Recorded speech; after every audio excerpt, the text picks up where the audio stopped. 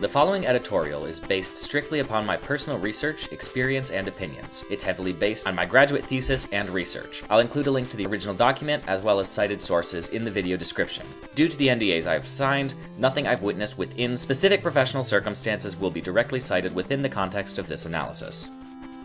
Currently, films are categorized within a haphazard and shifting genre system that has more in common with marketing material rather than actual categorization. Other than the accepted narrative or tone-based genre titles, those of us who are more visually inclined have no concise genre terms through which to describe the aesthetic qualities of a given film. Through the research and dissection of many notable films, particularly those with an emphasis on visual elements, I've developed a prototype for an objective genre system based solely on aesthetics and visual flair. Not only would this be useful for describing the work of others, but it might come in handy when searching for artwork, films, and games that have similar aesthetic qualities to the ones you already know and love. Before we get to my system though, let's talk about genres. What is a film genre? Am I even pronouncing that right? What collection of elements determines its identity? At what point does a film have so many subgenres that it transcends genre itself? For example, Star Wars has been called an action, adventure, fantasy, and sci-fi, yet it also has elements of family films, horror, romance, noir, and epics. It's even been given more creative genres such as space opera and serial. So, given our current system, does Star Wars even have a genre, or does it have all of them? At this point, what's the value in even attempting the classification of something that seems to fit into nearly every major genre? Is a film classified before its release, or after it has gained access to the public consciousness?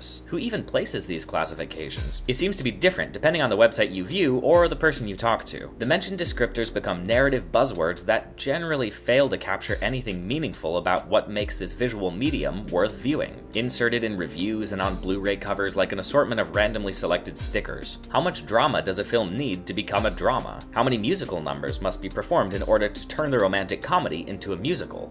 1, 2, 3?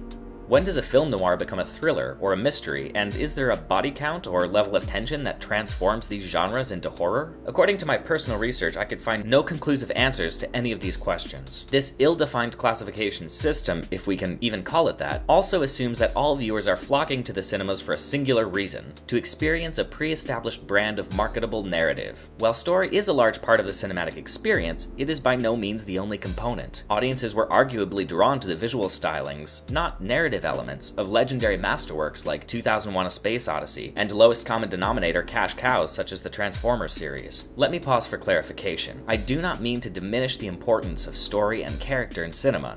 Too few films these days even bother with such necessities. I'm merely speaking within the context of searching for clear and quantifiable elements upon which a genre system can hang.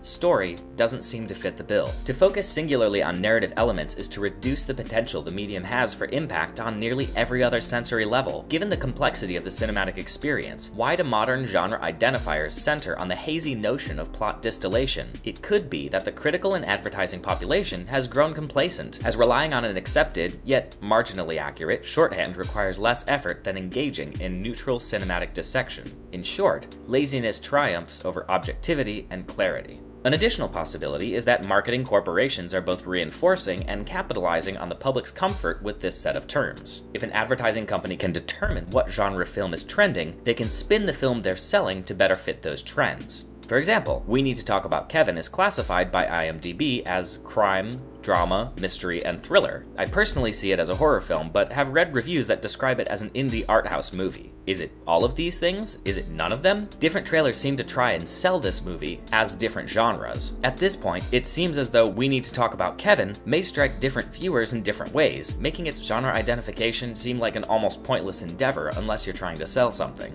At first blush, the topic of film taxonomy seems to be an overly complex and arbitrary system, the many inner cogs and wheels of a hype machine that spins and whirls without ever really connecting to anything solid. The more film genres are questioned, the more questions arise.